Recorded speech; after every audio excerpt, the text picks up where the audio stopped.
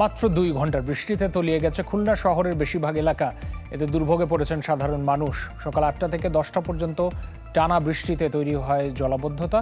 নগরবাসীর অভিযোগ, অপরিকল্পিত উদ্যোগী এর জন্য দায়ী। বছরের পর বছর টাকা খরচ করেও সমাধান দিতে পারছে না সিটি কর্পোরেশন। তবে ড্রেনেজ প্রকল্পের কাজ শেষ হলেই জলাবদ্ধতা নিরসন হবে বলে আশ্বাস দিয়েছে কর্তৃপক্ষ। বিভিন্ন এলাকায় হাঁটু পানি জমে যাওয়ায় ভোগান্তিতে পড়েন অফিসগামী শিক্ষার্থী এবং সাধারণ মানুষ।